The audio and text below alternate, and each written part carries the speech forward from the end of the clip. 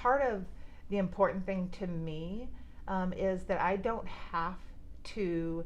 Julie does not necessarily now. In the beginning, she was a little much, but now she doesn't necessarily force herself on me. She will let me come and ask the questions. And I had another friend who also was, had the same Tracy, who had a similar journey to ours, and she said early on to me, Candace, these things are going to happen to you whether I tell you about them or not. There's no sense in me making your journey my journey. It needs to be individual. It needs to be independent. There's something to be said for preparation. She said, but these things are whatever is going to happen is going to unfold, and I will be here to help you with it whenever they do. And I feel like that is such a good, like when you're small and you're like running out there ahead of yourself because you think you know what you're doing, and then all of a sudden you're lost and you turn around and mom's like still there. It's kind of like that concept.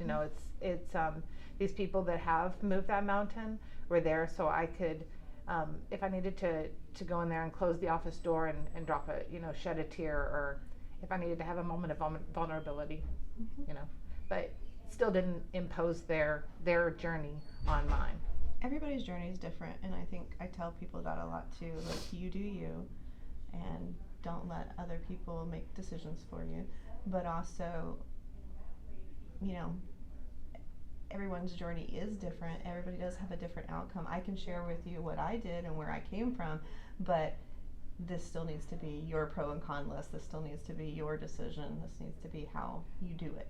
And, not, like I said, impose our story and say, just because it worked out great for me because I chose this surgery or this treatment doesn't mean that's right for you. And so still, I think sharing stories is important. I think sharing what you have is, to give somebody hope is great. But yeah, definitely not forcing your opinion or I know exactly what to do. Everybody's very different. Your body is different. How you react is different. How your family support system is different. So, but I think it's important to add, though, that none of these people, maybe not none of them, but some of these people, some of these stories couldn't be told. The reason that we're here is because we got screened, because we did those self-exams, because we, even though we thought we were too young to have breast cancer, because I'm very young, we did go ahead and get those mammograms and those ultrasounds and those biopsies, and then a little bit down the road. No. And I think that's huge. Mine was my first mammogram. Yeah.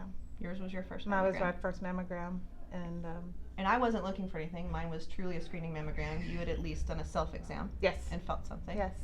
And early screening saves lives. It certainly saved our lives. And we are seeing just recently, I volunteer with the American Cancer Society, and one of the huge statistics this last year has been, because of the pandemic, people are not doing their preventative screens. And it's just scary, because people were not going and getting their colonoscopies. They weren't going and getting their mammograms. They weren't doing any of the preventative stuff. And so now that patients are coming back to the doctors and stuff, they have been caught at a later stage. And mine was caught extremely early, and for that reason. Early screening is so much better.